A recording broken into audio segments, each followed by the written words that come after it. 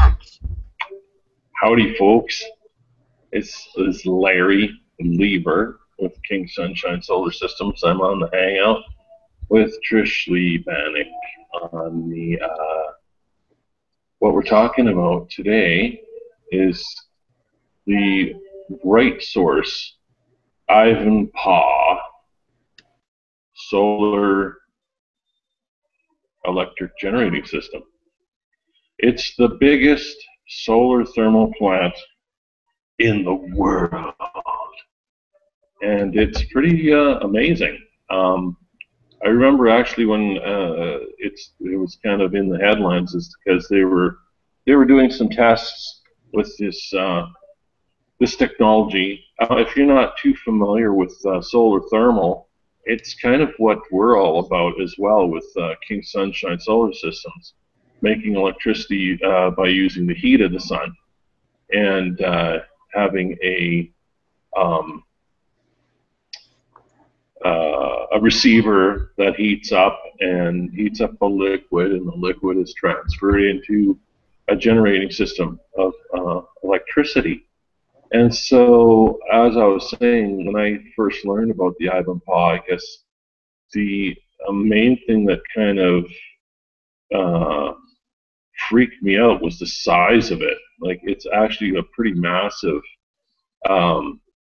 solar power facility, because it covers so much land, and the amount of mirrors and the number of towers. I think there's 3 towers for the solar plant. And when they started doing the tests on the Ivanpah, there was a lot of things they had to take in consideration. So where it's located in the desert, it's in the California, it's Mojave Desert, and it's just southwest of Las Vegas. Its capacity is about 392 megawatts on a nice sunny day, as long as all the mirrors are working and none of them are broken or anything like that. That's what it puts out for power. The amazing thing is, when they started building this this plant, they had to. I heard they had to deal with some wildlife issues. So there was these tortoises, an endangered species, in the desert, in the Mojave Desert, that they had to relocate in this area of the desert. So they had to uproot some turtles out of their homes and move them elsewhere. I'm not sure exactly where they moved the turtles, and I guess somebody must know where they went.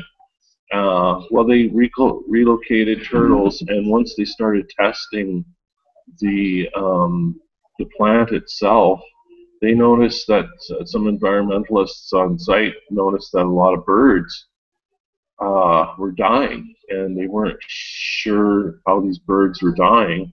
But apparently, the birds would fly in the air, and they'd fly past the solar the heat collector of this solar plant, and they'd get fried and basically fall to the ground.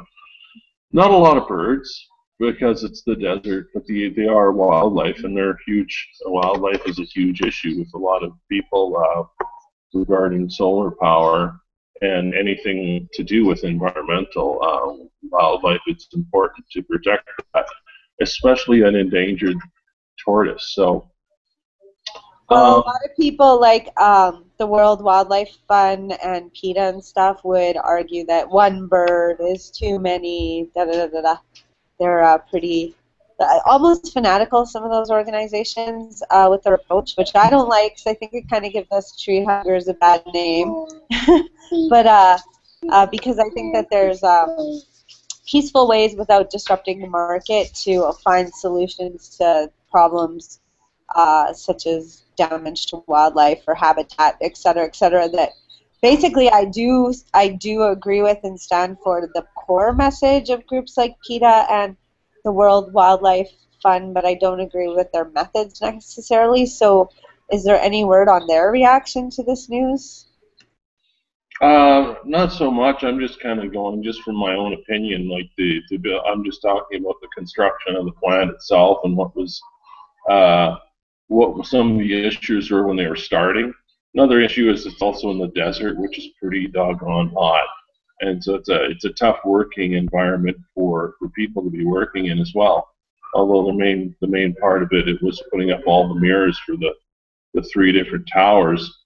Um, but what I was getting at is this: when I found out about the turtles, I haven't gotten to the disruptive nature of the technology itself yet because I'm still looking at this one aspect. Is I know that turtles are in the wild, like in oceans, they have this incredible ability to know where they are and know where they're going. And so when I heard the tortoise story, I thought of Bugs Bunny, believe it or not, when Bugs Bunny is asked to move off Yosemite Sam's property and he doesn't go. And there was another episode where, anyways, animals are habitual and they like where they're located is their home. Now, I'm not sure what happens when you move tortoises to another area, whether they can thrive or whether they're going to want to go back to where they came from. If this was to occur, I'm sure something that I can tell you that I do know that I follow a gentleman that has studied is that horses, when taken out of their natural environment and put into domestication, which is different than this situation. However, this is a fact that I know about. They, on average, have a lifespan of 30 years, and in the wild, they have a lifespan of 50 years. So that's an example of how environmental changes and constraints can have effect on the species. However, I'm not aware of any details about the tortoise. I'm just stating that as an example. So okay. they didn't specify where they moved the turtles to? No, I wasn't able to find that information. But I think the tortoises might want to come back there, and if that happens, that could be catastrophic for that species, being that it was listed on the endangered species. They also found out there was a lot more of these tortoises than they expected, so who knows where they get their numbers or whether they're endangered or not. However, getting back to what we're talking about, the disruptive nature of Ivanpah is really, it's I guess for today's um, energy business, it's disruptive in the way of where they're getting their power in this region right now. So in a sense, they're as a disruptive technology as the photovoltaic plants, in the region, as well as the wind generating stations that they have in California. So it's all along the lines of what I like to call clean solar energy, because clean alternative energy, because it's making power without having to burn anything. So I'm kind of all for that. And how it's going to affect the infrastructure, I think that it's kind of early to tell, but putting out as much power as they're putting out, what did I say was the power output? 392 megawatts. That's a lot of power, and it's nice to see that this disruptive technology is making power a different way. Rather than covering a large area with solar panels, they're covering a large area with mirrors. And mirrors, of course, are a lot cheaper than photovoltaics. So, in a sense, that kind of disrupts the PV market a little bit, because it's although it's alternative clean energy, it's in the same vein of making solar power. So this could have been a PV application. I'm not sure how hot the area is right off the top of my head. However, it's It sounds like it is likely more efficient than PV, but just so yeah. to give people an idea of what you're talking to them about, I'll let you continue talking, and you can hopefully see these pictures that I found and kind of talk about what we're looking at. So I'll just scroll through them, and you can kind of describe what's going on here. So those are the mirrors you're talking about? In that photo, yeah, that's you can see the three towers. I don't know if my cursor can point there, but I'm pointing to the three different towers. There's a better picture of them. Yeah, these are the towers. These are the solar collectors. So inside of these solar collectors, I believe last time I was studying this information regarding how they put all their how they manufacture or make power using this technology. What I was doing was I was for King Sunshine Solar Systems, because we were a CHP business, but we're now getting to be more of a CCHP, combined cooling, heat, and power. This is a CHP, just combined heat and power application. What I noticed was that with the towers, I was interested in what they were using for heat transfer fluid.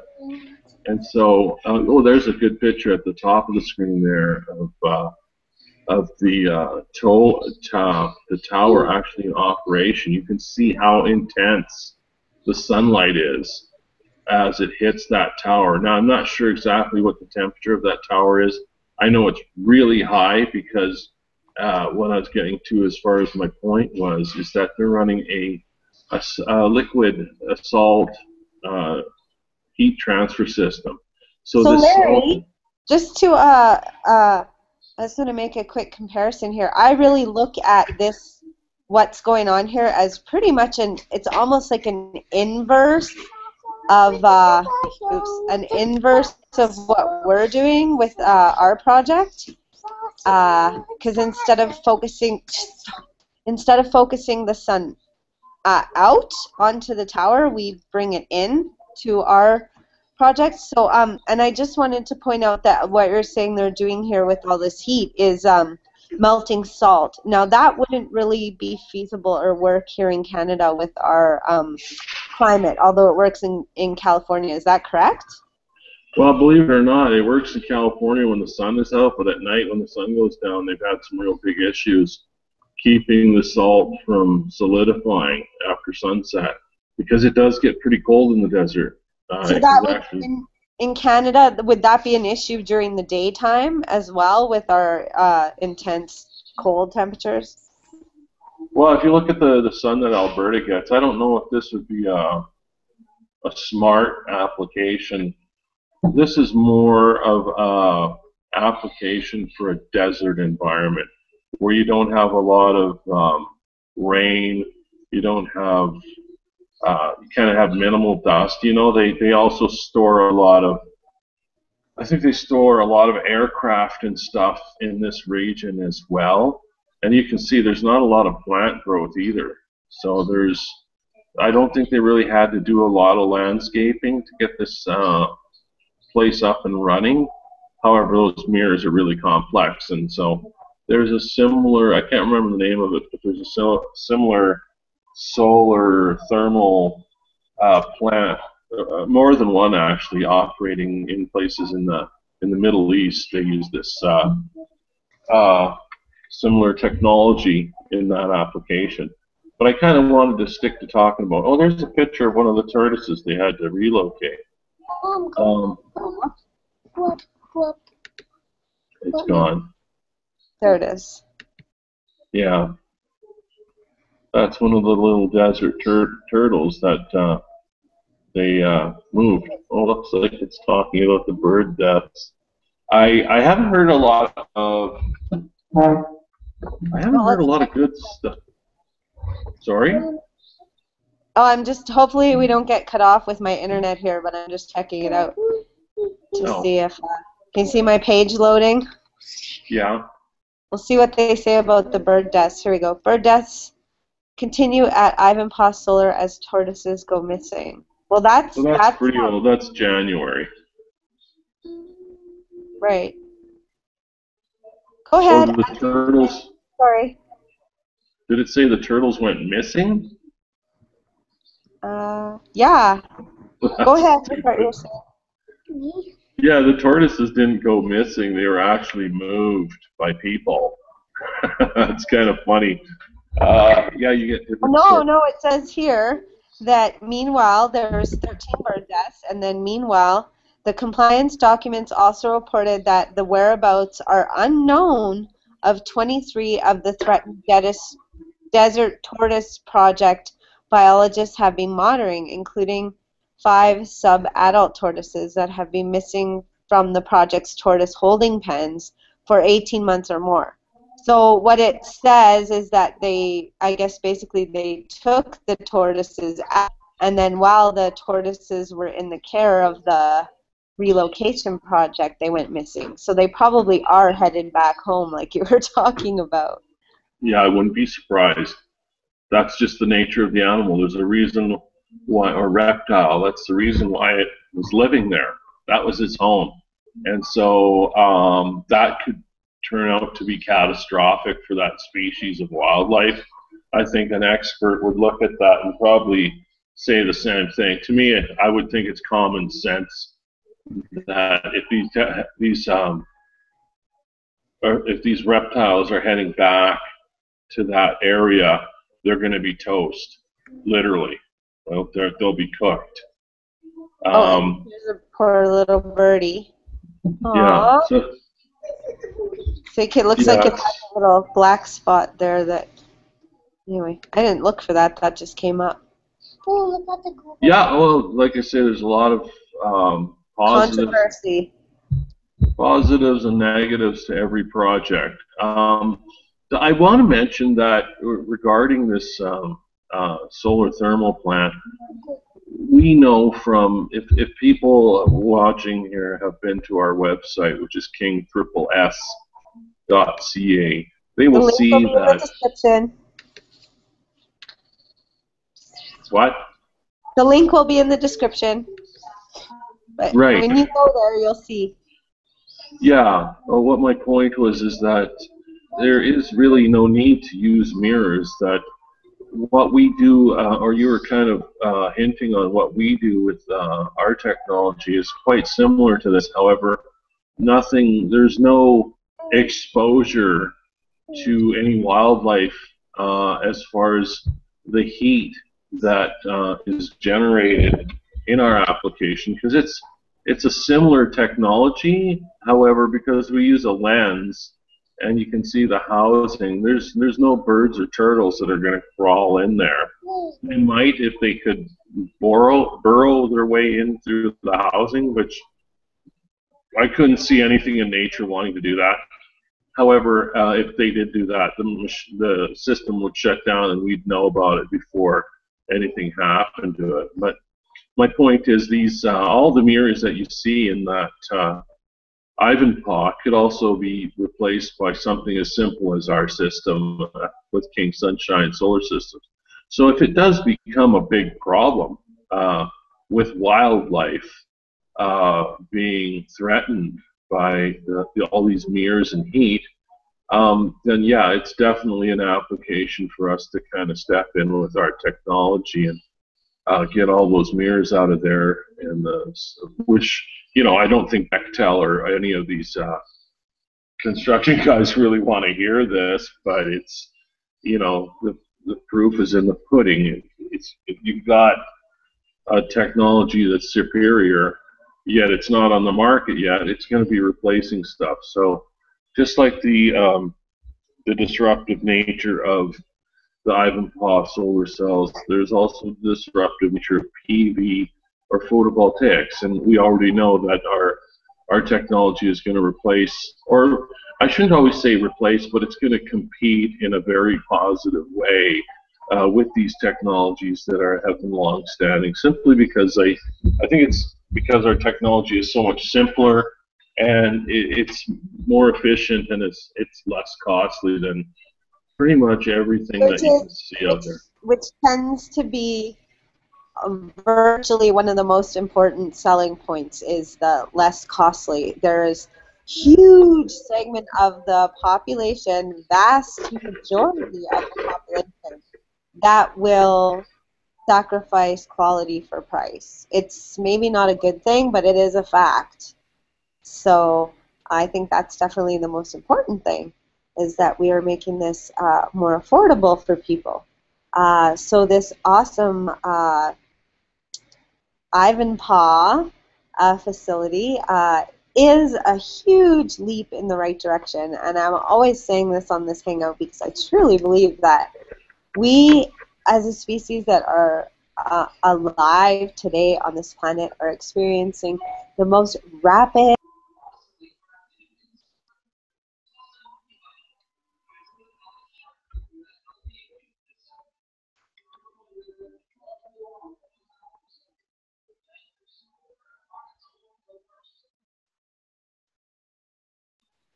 hello. I don't know if you Hi. can hear me. I think I'm back. Yeah, So you disappeared there. I was just saying how it is one of the most fascinating times, I think, in the history of the globe to be alive and be witnessing the super fast-paced technological advances that are occurring during this time period. And we're just so excited to be sharing and documenting our ideas and the information that we have gained studying the marketplace and what exists out there for disruptive technology. And obviously this new form of solar power is not only disrupting the marketplace, but they seem to be having a disruptive effect on the environment. And Well, this isn't new. This is old. Our stuff is actually the new technology. The solar thermal plants that you're seeing with the Ivanpah, that's old technology. well, in comparison to coal-fired power plants, it's kind of new. So anyway, great. We have reflecting sunlight onto stuff that's been going on since Thor and Grog. It's so, but this like is a lot more sophisticated, like we're saying about Ivanpah. But it's funny what you just mentioned there about how exciting it is watching all these changes take place in energy. It just blows my mind that what number is this? What episode are we on right now?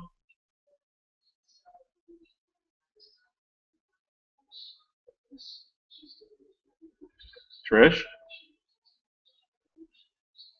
can you hear me? Oh, anyways, oh, she's just coming. Looks like she's just coming back on now. I was just about to ask you. You're back now. I was just going to ask you what episode we are on this, just because we were talking about how quickly things are changing. You're muted.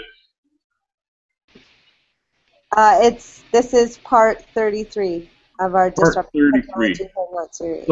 So since we've been doing this, we've only done 33, and I'm thinking of how technology has changed since we just started doing this hangout. Isn't it bananas? Like there's so many things that we discussed as disruptive technology in this hangout over the past month or so that has already changed, and we can revisit this stuff. Um, but anyways, that's just how disruptive technologies are. They're just that. They just keep changing things and changing things and changing things, and they don't seem to stop changing. And so, like I said, with the Ivanpah solar power facility, it's really it's a new solar plant, and it's a new way of making power in North America. And of course, I don't think I mentioned that it is the biggest in the world. Um, I started thinking about the way the Ivanpah works and how similar it is to. You're familiar with the parabolic mirror or dish um, solar collectors, and they have a dish, and then at the end they have a receiver which reflects it. Um, Sterling Energy Systems was using that before they went bankrupt, and Infinia is I don't know if they're still in business, but Infinia was still using that technology to reflect the sunlight in a solar thermal application using Stirling engines. It makes you wonder why Ivanpah did not consider using a Stirling engine technology for their system rather than the tower, because the tower generates a heck of a lot of heat, and that heat, if you can imagine the size of Stirling engine you could probably put on there, would just be huge. And so I think more than likely, the reason why Ivanpah works the way it works is because they don't have access to that sort of thing for cooling it. So it's just going to heat up that molten salt, and that molten salt is going to be used in the generating power plant instead of burning coal to produce electricity, which is great. The disruptiveness of that and how it disrupts nature is kind of is sad. I find it to be a very sad aspect of any kind of technology that's being used in a clean way. You just don't want to have any any destruction to nature when you're doing anything I clean. know exactly what you're talking about. I get that. The feeling that you're describing, almost every day finding roadkill on the road. So when you see that, yeah. It's just a black eye to their technology. And so, Yeah. be that as it may, you have to sometimes take the good with the bad, because we've been burning fossil fuels for a very long time, and the pollution that they've caused, or that whole process has caused, is very well documented by man so far. So, if we were to run, okay, well, if we were to run Ivanpah type solar plants globally, I think we'd be looking at some really, really bad statistics when it comes to wildlife, because, I think technically nothing would be allowed to fly, because it would just burn up. So that I think that would pretty much get rid of any kind of wildlife that flies, any kind of bird, insects. So all you'd have Crazy is, mosquitoes. yeah, they'd pretty much Like, perish if this type of technology was to grow. And they just don't want to see that keep on happening.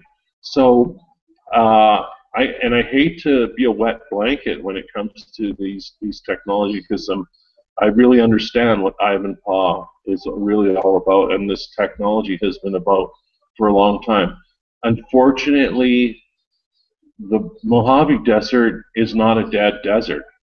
There are dead deserts in North America and globally where nothing really is alive, and that is the place for this type of solar power plant. So I'm not sure how long it's going to stay open. If it continues to kill wildlife, I don't think they're going to have a choice other than to shut it down, because that is not right. We don't have the right to do that. Humans do not have the right to create electricity by uh, or, by destroying nature. We don't have the right to do that, especially wildlife. We just don't have the right to do that for any cause. So if that is the case, then yeah, they're going to have to look at shutting it down or doing something differently, and I don't know how. Something that I remember when I read the Ivanpah, and I was thinking read about Ivanpah, and I was thinking about the technology of the heliostats and using the parabolic dish way of making uh, heat by focusing sunlight on a spot to make heat. In in the in Arizona, I believe it is, there is a massive crater, and I can't remember the name of the crater. Uh, However, it was formed by a meteorite. A meteorite came crashing down uh, and made this humongous crater in the ground, which I've always wanted to visit it. But the thing that kind of struck me is that it's a type of crater. Yeah, it's in Arizona, the Beringer crater. It was created by a meteorite, and it's huge and it's deep. Well, I started thinking, well, couldn't they use something like this? I'm pretty sure there's nothing much living in that crater. There could be, but it would have to be something investigated, that they'd have to investigate. However, wouldn't it would make it a lot more sense for them to uh, fill that crater with a bunch of mirrors and have make it into one of these parabolic dishes just by using something that was created by nature. You know, there's no construction really you have to do. You just place a whole bunch of mirrors into this crater and then find a way to suspend your receiver for the target, or the receiver for your, like the tower. So it could be, you know, I think that makes a lot of sense. Like, it's pretty useless crater. It's just sitting there not doing much. So that would make more sense to me rather than doing something that it's out in the open, where, you know, wildlife can be affected by it. So anyhow, that's all really sad stuff to talk about. When it comes to the um, disruptive technology of the Ivanpah, I think it's really a matter of looking at how much power it generates. Like, it really does create a lot of power.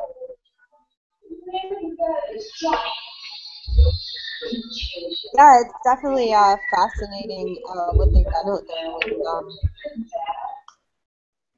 in the desert with all those mirrors. And yeah, it is awesome amount of power and really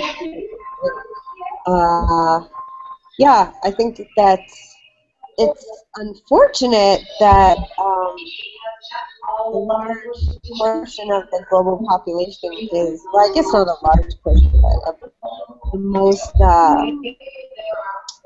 the most part of the population that actually demands and needs that energy is further north, where that technology won't really be feasible because of the issues with the salt cooling off.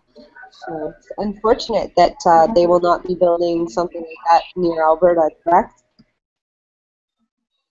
Can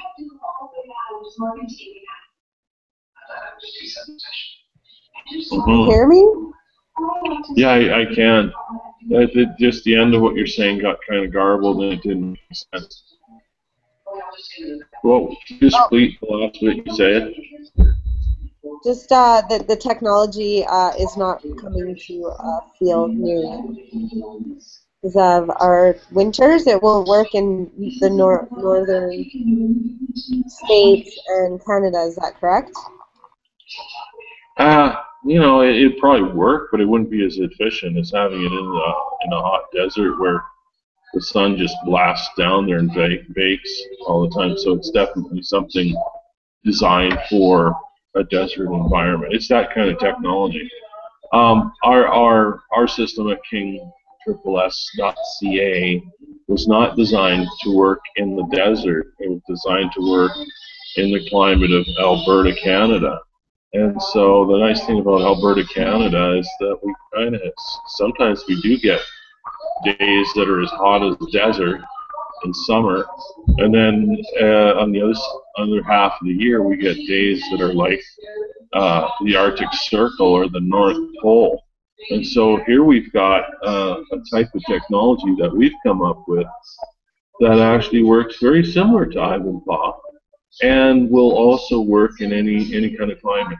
So like you say, whether Ivanpah would work in an Alberta environment, I think it would, but the amount of animals, life, there's way more, I think there's a lot more wildlife in Alberta that would be severely affected by this type of technology.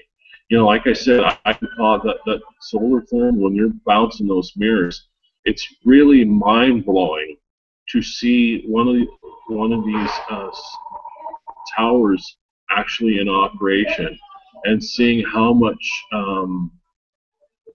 sunlight is blasting onto that tower, because it actually creates something that looks like a solar roof. It's like a lighted roof, yet it's all just light. And I can just imagine how high something of Ivanpah with its 3 towers. When that thing's in full operation, those mirrors are creating like a halo or a dome of solar power that hits that tower. And so it's almost like a force field. Like, you know, they talk about force fields and stuff in Star Trek and science fiction kind of movies and stuff, where they have a force field that you can't penetrate because it's an energy source. Well, that's exactly what this is. It's not science fiction. It's an actual solar force field that if you try to fly through it and you're a little birdie, you're a dead birdie, because it's that hot. It's just very intense heat. It's pretty easy if people want to, if they're questioning the validity of something like Ivanpah. You can always make up a little, get yourself a whole bunch of mirrors, and make a 12, maybe a 12-foot circle of mirrors, and stand in the middle of it as the mirrors are focused on you, and you'll see just exactly what I'm talking about. The heat generator is astronomical. And even with the King SS, King Sunshine Solar Systems, KingSS.ca, are using just a Fresnel lens, the little focal point that we're making with the prototype that we've been working on for years, or working with for years. That's 3,000 degrees Fahrenheit, that little spot. And so, yeah, when you concentrate sunlight, I'm not sure what the math is on it, but yeah, it just gets hotter and hotter. You've disappeared. Are you still there?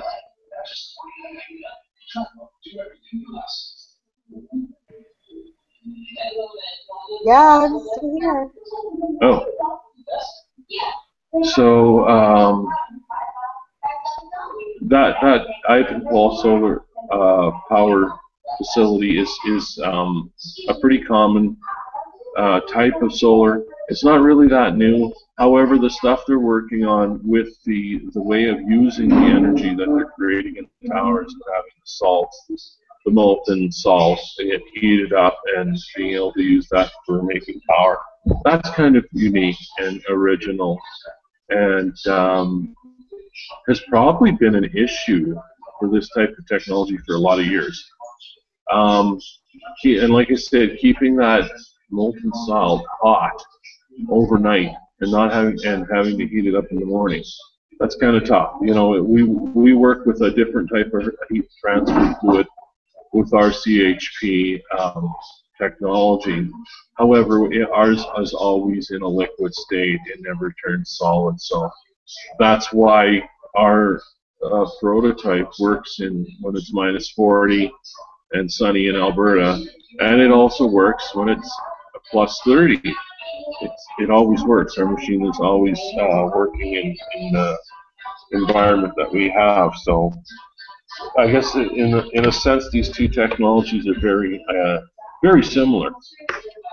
Now, something we haven't talked about, I guess, with the Ivanpah is, does it really make sense to have,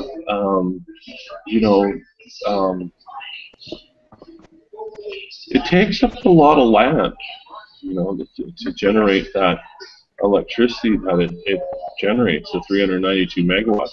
I'm not sure if solar panels covering that much real estate would create the same amount of power. It'd be an interesting calculation to analyze is whether if those were all photovoltaics in that Mojave Desert, would they be able to produce the 392 megawatts by using photovoltaics instead of heliostats? You know, if that would be the case, yeah, I would say get rid of those mirrors and get rid of the towers right now, so the turtles can come back and live.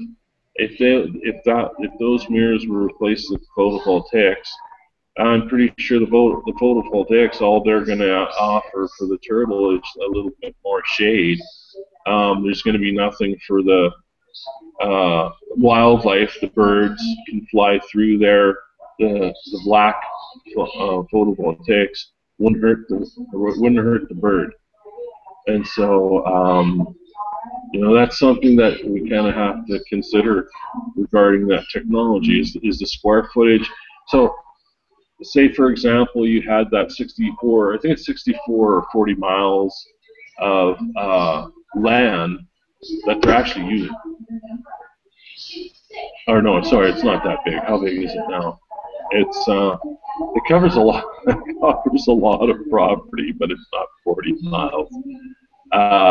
However, 40 miles of solar panels would create a lot of electricity. But being that they're covering that much property with mirrors and feeling that if there is a loss of power output by actually doing this process, generating electricity by using photovoltaics, you know, I think it's just a smarter way to go. It's just better for the environment. They might be more expensive because they're a manufactured thing. And mirrors are definitely a lot easier to manufacture than a solar panel, and more recyclable. However, if you can almost meet that 392 megawatts by using solar panels, that just makes sense. So, you know, although we have this Ivanpah solar power facility as a disruptive technology, you know, the whole time we've been doing this hangout, I've been thinking, is this really a disruptive technology? Or is this really just a bad idea? I guess it'd be nice to have an expert on the hangout with us, possibly from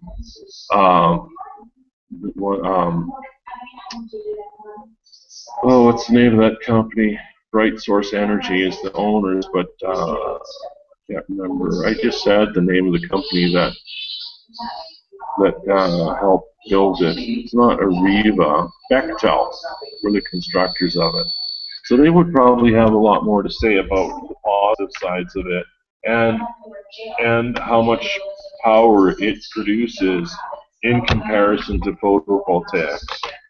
You know, I think that. I'm assuming that they wouldn't make the investment or the change into this project if it wasn't at least a little bit more efficient or more power output, because it's a significantly larger, I don't know, maybe it's interesting to look at the cost, right? Because it looks like a much more expensive endeavor than putting a field full of solar panels. However, I guess the solar panels are fairly expensive, and when you add them up, then it'd also be interesting to see a cost comparison as well as efficiency and stuff. Maybe we should look at putting something like that together in the future. Well, the cost of the solar thermal plant in comparison to photovoltaics, I'm sure photovoltaics would be more expensive, but how do you measure the cost of wildlife, right? That's kind of my point. That's why I kind of see that as being, the whole Ivanpah being kind of not really disruptive technology, but more of a bad idea. I really think it is a bad idea. But I considered that when they start. I'm trying and I'm searching to try to find the real positives behind it. Other than making electricity, you know, we can make electricity a lot of different ways that doesn't hurt wildlife or like you say, and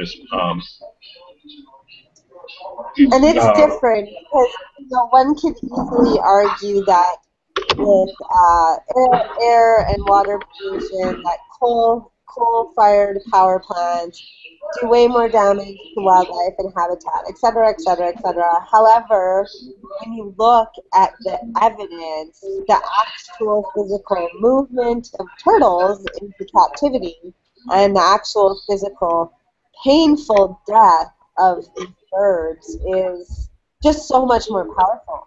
Even if it is true that coal-fired pollution is more hurts animals, it's not so direct and brutal.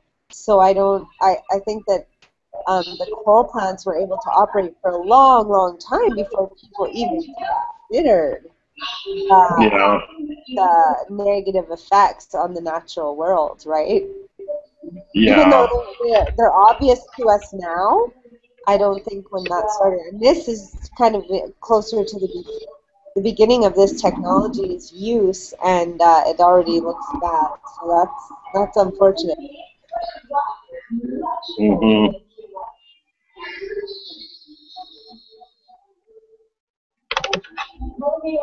Yeah, it's like I'm just thinking that out of all the hangouts that we've had talking about disruptive technology, this one's kind of a bummer because we're talking. I don't really like the idea of wildlife being uprooted and moved, or wildlife being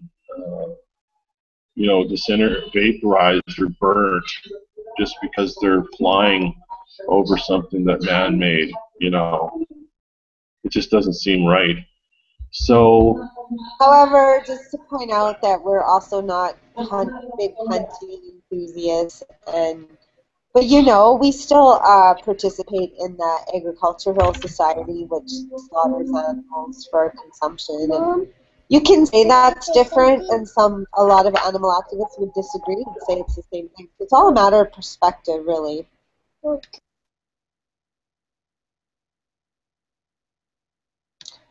William just wants to say something. Go ahead, William. Well, he's not even saying anything. Nobody can hear you. Hello. So we're playing games. Oh, yeah. Okay, Willie, what you're saying should be related to the topic, which it isn't. So, more on the solar thermal technology, Larry. Where do you see? So you see potential in the future of these companies as a shutdown. I'm surprised that there's not more.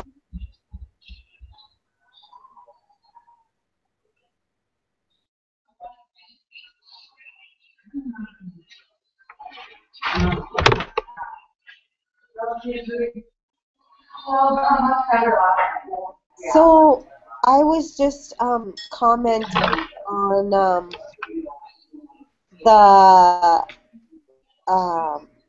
the lack of coverage on this whole turtle and bird issue. Like, obviously it is out there.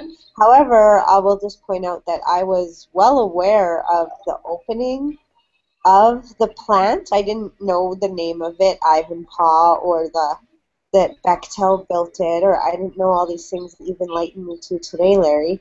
But I was aware of the plant's opening, and I don't even have television or watch news or listen to the radio or anything, but it still came into my consciousness that this big solar thermal plant was opening in the Mojave Desert. However, the story about the birds and the turtles was outside of my awareness for a while. So I'm just wondering if it got, and I only heard about it because of you, because you subscribe to some email newsletters that I don't see. So the information is out there. However, I don't think I think it's been maybe possibly suppressed by mainstream media, because I know Bechtel is a very big and powerful corporation, especially in the U.S. Yeah, they're huge.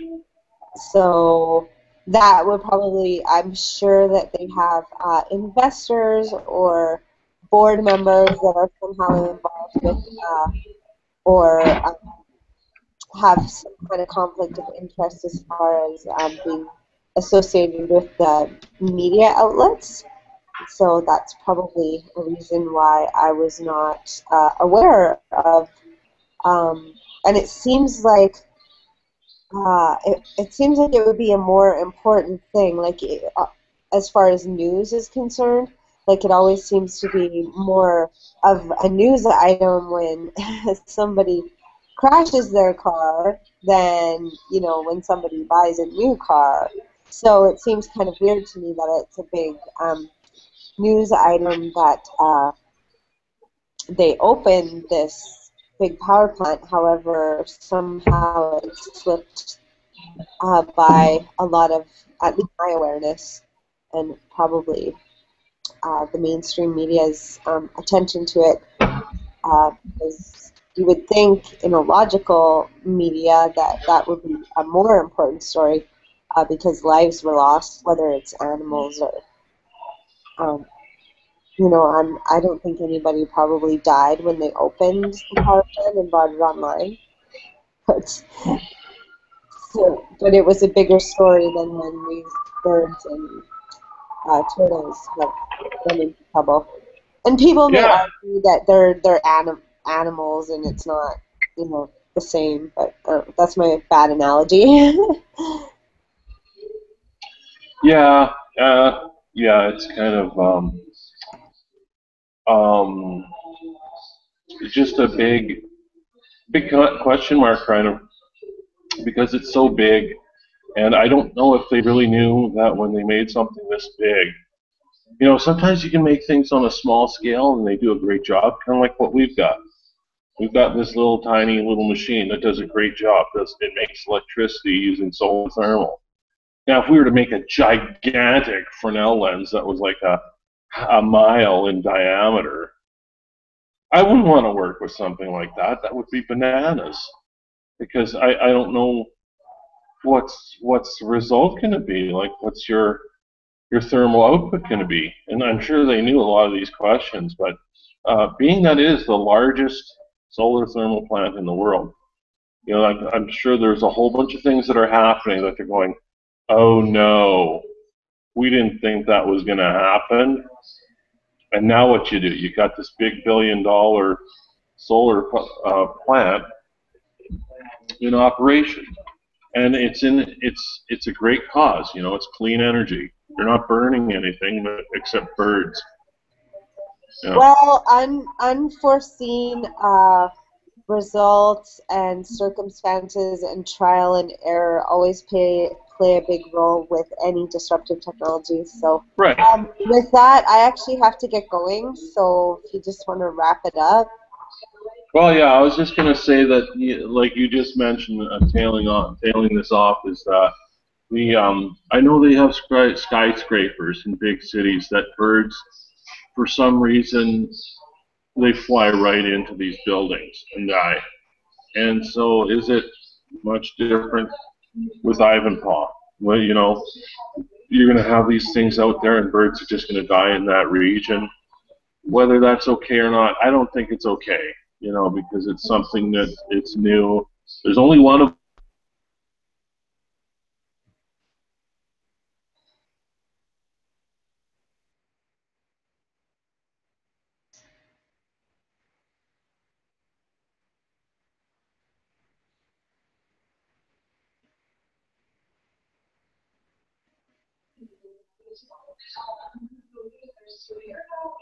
Oh.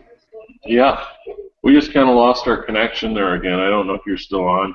Well, and hence why Larry has been hosting our hangout tonight, because I've been having issues with the internet all day long. We have not been getting along. So I thought that I'd hand the reins over to Larry to host our event tonight and talk to you guys about a subject that he's done a fair amount of research on. Market research for our project, which you can check out at kingsss.ca, and there will be a link in the description of this Hangout replay. And yeah, I just want to thank everybody out there for watching. And Can you still hear me? yeah, I can hear you. Yeah, I just lost the internet signal for some reason. Must have to do with the heat. I thought it was me. Yeah, you know, when the weather is like this, strange things happen with electronics. So we have to have, we're waiting for. Well, I've lost contact with Larry. Oh no, he's still talking and I'm the one who's out. I don't know. Anyway, I don't see him, so I'm just going to say good night.